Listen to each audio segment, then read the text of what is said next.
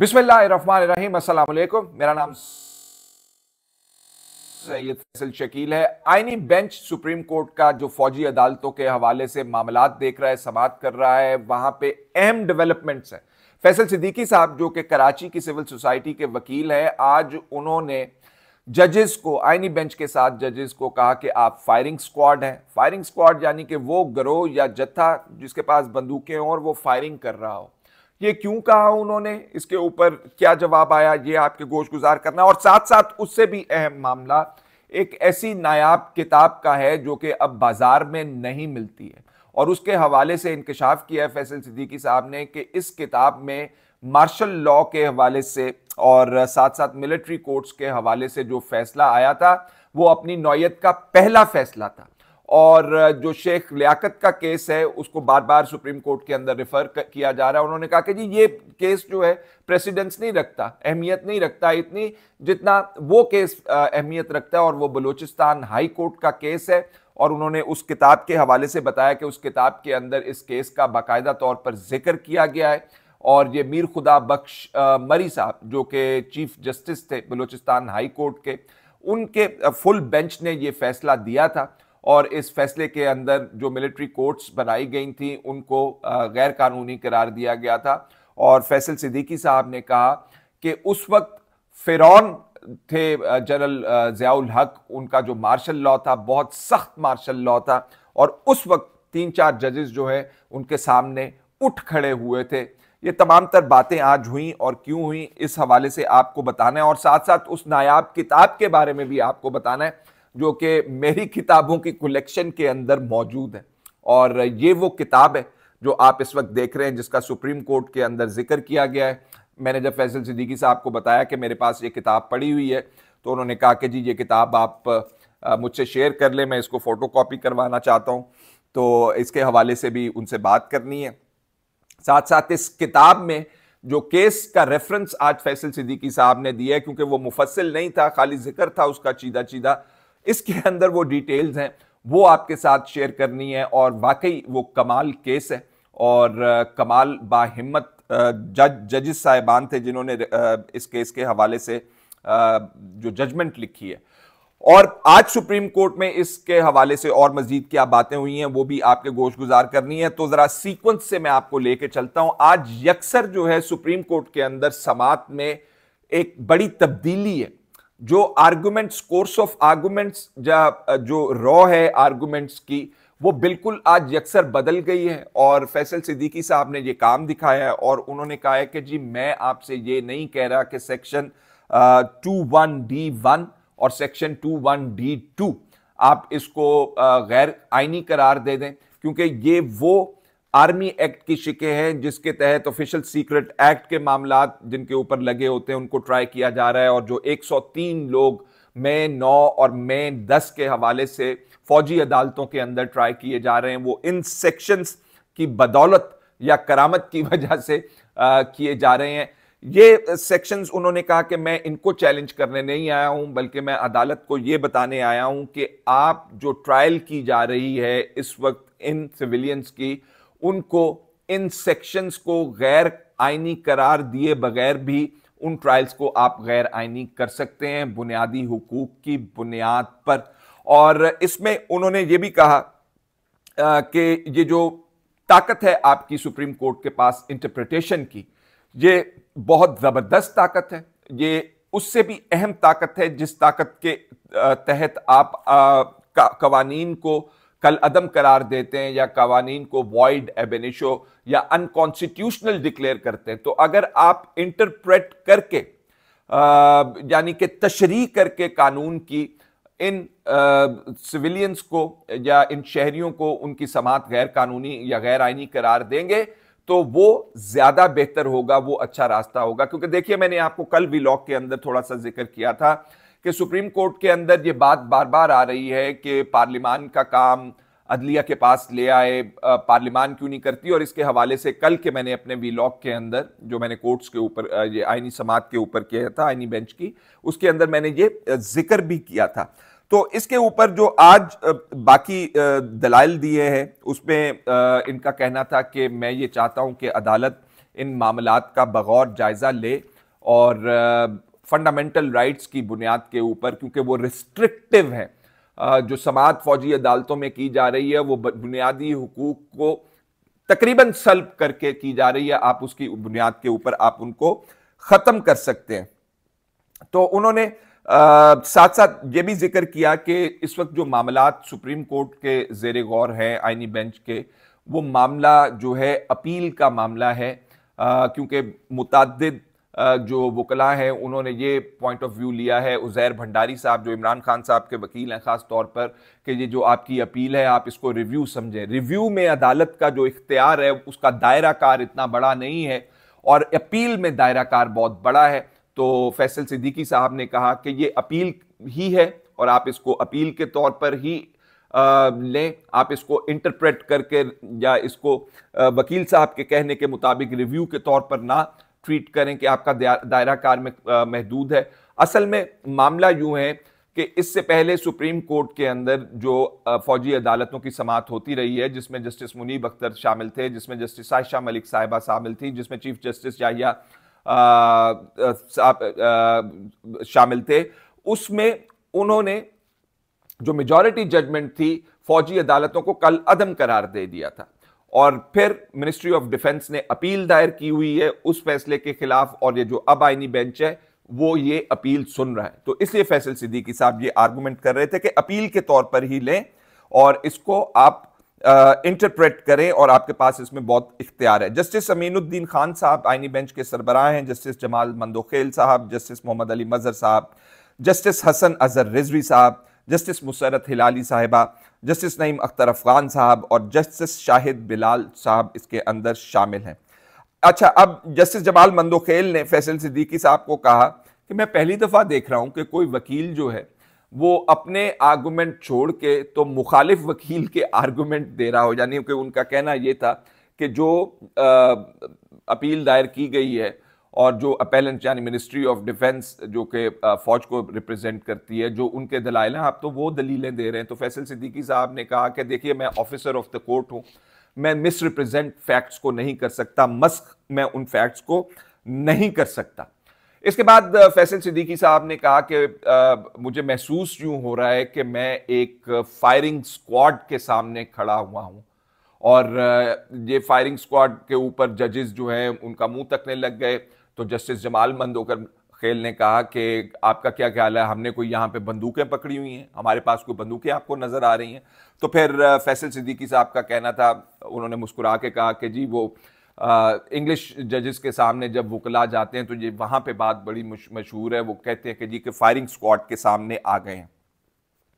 अब जो फैसल सिद्दीकी साहब आर्गुमेंट्स कर रहे हैं उसके अंदर उनका कहना है कि शहरियों का फौजी अदालतों में केस की समाअत बुनियादी हुकूक का गला घोंट कर की जा रही है, और साथ साथ उन्होंने मीर खुदाबख्श मरी जो कि साबिक चीफ जस्टिस थे बलूचिस्तान हाई कोर्ट के, उनके फैसले का जिक्र किया है और उन्होंने कहा कि मार्शल लॉ के दिनों में फौजी अदालतों में हर किस्म का केस लेकर आया जा रहा था और मार्शल लॉ के दौर में फौजी अदालतें बनाई गई थी और फैसल सिद्दीकी साहब ने कहा कि उसके अंदर रेंट के केस भी डाले गए थे और जेलें जो हैं भर गई थी और उस वक्त के जज साहब, चीफ जस्टिस साहब या वो फुल बेंच जो है उसने बड़ा कारनामा सर अंजाम दिया था, इन अदालतों को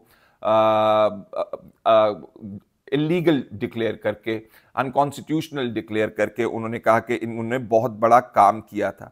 अजमल मियाँ साहब की किताब अ जज में स्पीक आउट, उसका भी जिक्र हुआ जिसमें उन्होंने कहा कि अजमल मियाँ साहब अपनी किताब में लिखते हैं कि हमें बहुत किस्म के प्रेशर्स थे, बहुत कॉम्प्लिकेटेड सिचुएशन थी, लेकिन फिर भी हमने ट्रेडिशन को जारी रखा। इसके ऊपर नईम अख्तर अफगान साहब हैं जो बेंच के मेंबर हैं आईनी बेंच के, उन्होंने फैसल सिद्दीकी साहब को ये बावर करवाया कि जो जजमेंट लिखी गई थी जिसका वो जिक्र कर रहे थे बलूचिस्तान हाई कोर्ट की कि पहली अपनी नौयत की जजमेंट थी जिसमें मिलिट्री कोर्ट्स के खिलाफ फैसला आया था, वो एम.ए. रशीद साहब ने लिखी थी।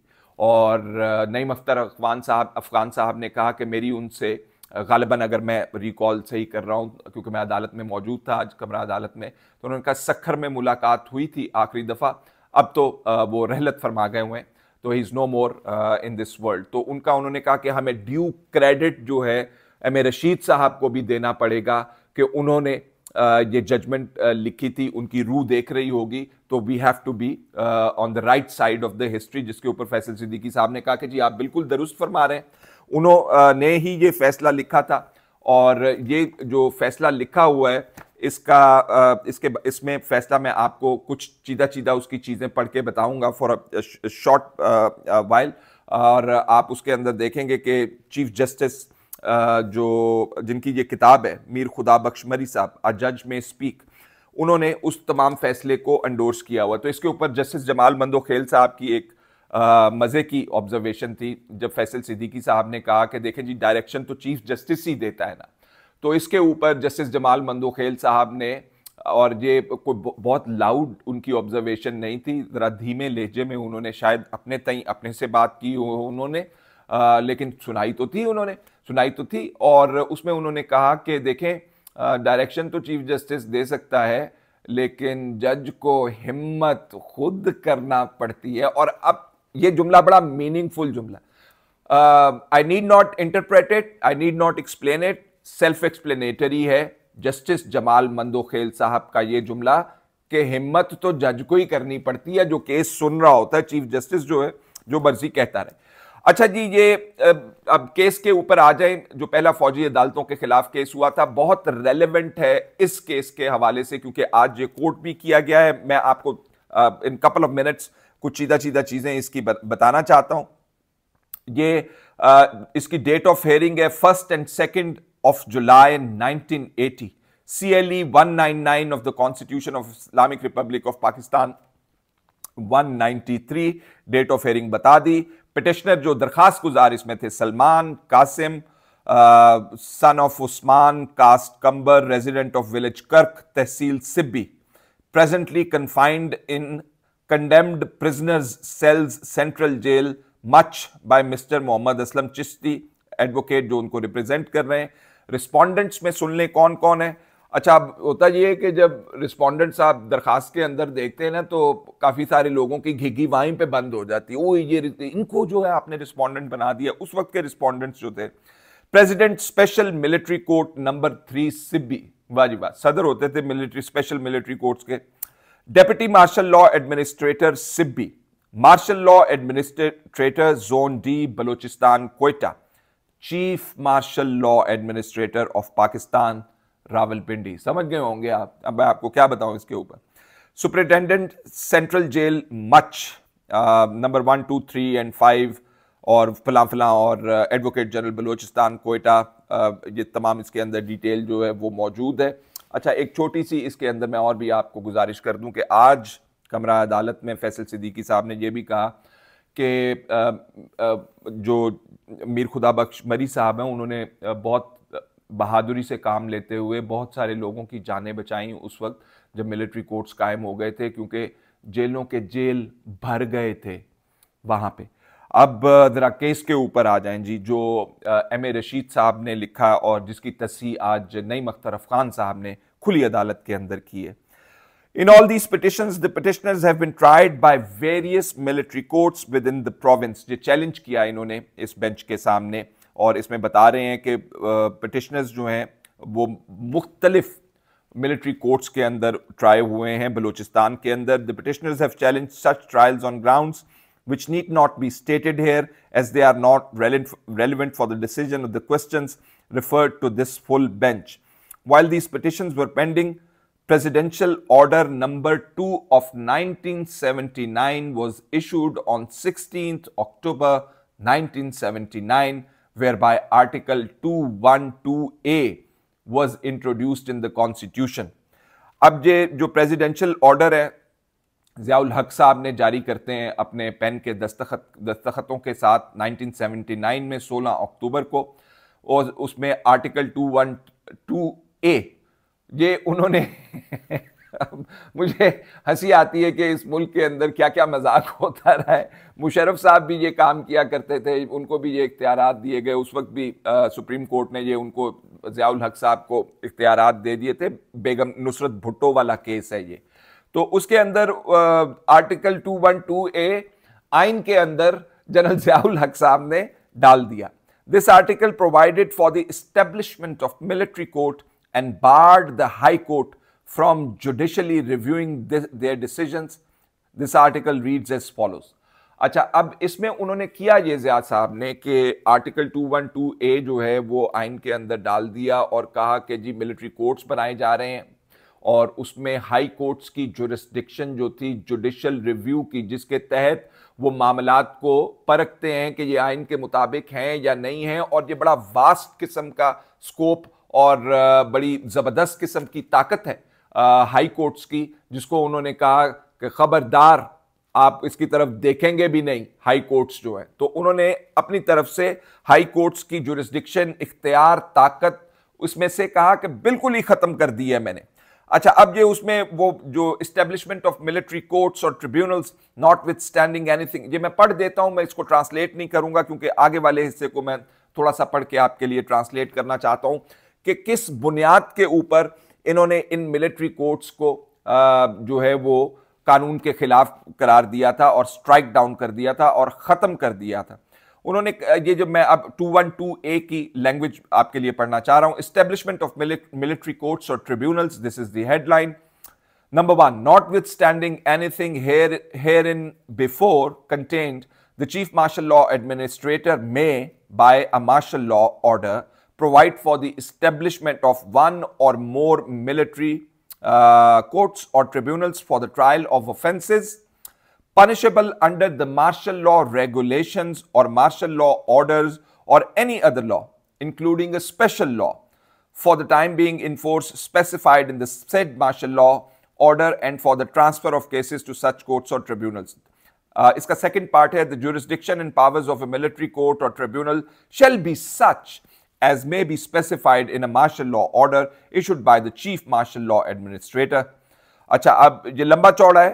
Notwithstanding anything herein before contained where any military court or tribunal is established, no other court including a high court की jurisdiction को oust किया जा रहा है, shall grant an injunction, make any order or entertain any proceedings in respect of any matter to which the jurisdiction of the military court or tribunal x tends, यानी कि अगर tribunal की ताकत के इख्तियार के हाई कोर्ट कोई अपनी ना ऑर्डर करेगा, ना कोई स्टे ऑर्डर देगा, ना कोई इंजंक्शन पास करेगा, कुछ नहीं कर सकेगा।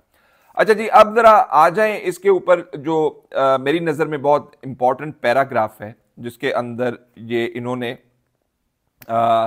मिलिट्री कोर्ट्स के हवाले से जो रूल किया, उसके अगेंस्ट क्यों रूल किया, वो मैं आपको पढ़ के सुना देता हूं। ये 27 नंबर है इसका paragraph. Our constitution, this is lovely I tell you, क्योंकि मैं जो समात सुनता हूं सुप्रीम कोर्ट के अंदर बैठ के, जो प्रिंसिपल्स हैं कॉन्स्टिट्यूशन के अंदर, यहां तो हमारे लोग कहते हैं कि जी केड़ा बेसिक स्ट्रक्चर होता है जी आइंदा दसो ना जी सानू। अच्छा, वो अब हवा में बातें कर रहे होते, लेकिन when you go and when you listen to these proceedings, these are beautiful concepts, बहुत खूबसूरत कॉन्सेप्ट्स हैं। और मैं कहता हूं कि पाकिस्तान के अंदर सुकून आ जाए, चैन आ जाए अगर इन प्रिंसिपल्स को हम अप्लाई कर दें। खैर, ये तो मेरी एक ख्वाहिश है, बाकी जो मामलात हैं वो आपको पता ही। Our constitution is based on the principles of trichotomy of power distributed among the legislative, executive and judicial organs of the state, each organ performing its allotted function within its own sphere.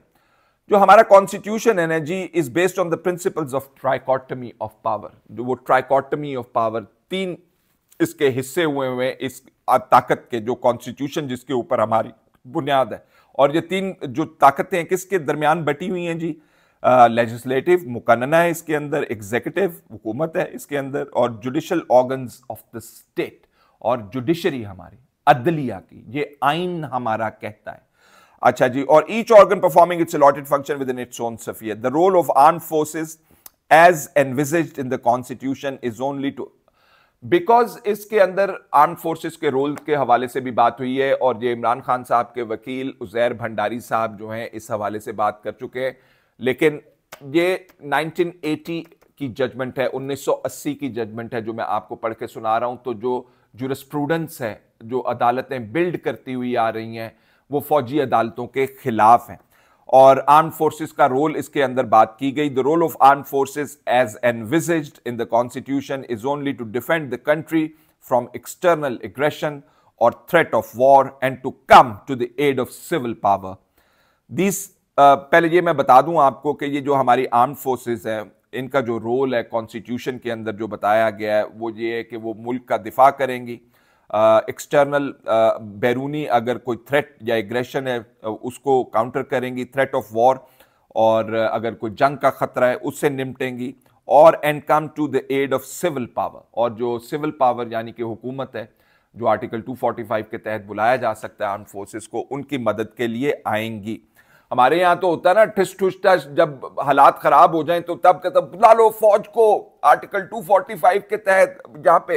तो हमारे लिए, हमारे तो इसलिए बुलाते। तो ये जो आमतौर पे फौज के काम होते हैं, फौज और कामों के अंदर इंगेज होती है, पाकिस्तान के अंदर भी इंगेज होती है, इलेक्शन की सिक्योरिटी के हवाले से होती है, भल सफाइयां कर रहे होते हैं, और ड्यूटीज। हमारे यहाँ तो बहुत ज्यादा सैलाब आते हैं, उनके अंदर ये काम कर रहे होते हैं। तो जो in aid of civil power वाला जो कॉन्सेप्ट है, this is the concept of in aid of civil power को उनको आके काम करना होता है। And when it called upon to come to the aid of civil power, it is required to do so in accordance with the law. कानून के मुताबिक ही करना है। और आपको पता होगा कि ये पता क्या होगा, अगर आपने मेरा कल का व्लॉग देखा होगा तो उसमें ये उज़ैर भंडारी साहब एक बात कर रहे थे, जब मुसर्रत हिलाली साहिबा ने, जो जज है आईनी बेंच की, वो एक अपनी ऑब्जर्वेशन दागी थी कि इमरान खान तो कहता है, आप तो अजीब एक और बात कर रहे हैं, इमरान खान तो कहता है कि जी हम तो अगर बात करेंगे तो सिर्फ फौजियों से ही बात करेंगे जिनके पास इख्तियार है। बहरहाल वो कल की समाअत थी, आज जो है वो दूसरा मामला है। This is the maximum role of the arm forces while acting internally. अगर वो अंदरूने मुल्क काम कर रहे हों तो उनका ये काम है। और इसमें जो उन्होंने फिर आर्टिकल 212 के हवाले से जो बात की, वो मैं थोड़ी सी आपको बताना चाहता हूं। इसके अंदर law in the constitutional scheme of state and recognizes the office of courts martial law. At the same time, these amendments try to make military courts and military tribunals a permanent feature of the basic law of the land. ये जो उन्होंने कहा कि तब्दीलियां की गई हैं या military courts या मिलिट्री ट्रिब्यूनल्स बनाए गए हैं, उनको एक परमानेंट फीचर, एक मुस्तकिल फीचर जो है बुनियादी हमारे लॉ ऑफ द लैंड का, जो हमारा कानून है law of the land, ordinary law, उसका बुनियादी एक फीचर या खसूसियत या खासा बनाने की कोशिश की गई है। This is in contravention of the original scheme of the constitution. ये आइन की स्कीम के खिलाफ है। अच्छा, अब मेरा ख्याल है कि काफी लंबा हो गया और मुझे जो है वो इसको क्लोज भी करना है इस व्लॉग को।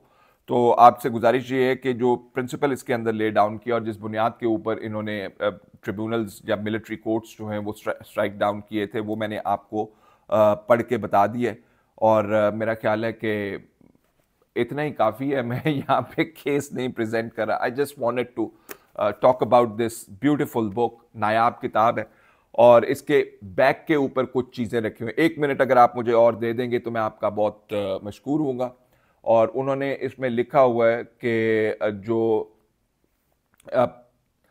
if the journal excerpt है इसमें से, hence if the general public by its process of experience is losing or have lost confidence in the politicians of all hues and colors, barring a few persons here and there, nobody is to be blamed except the politicians themselves. मजीद मैं आपको इसमें engage नहीं करना चाह रहा। इसके अंदर और भी बहुत मज़े की बातें हैं।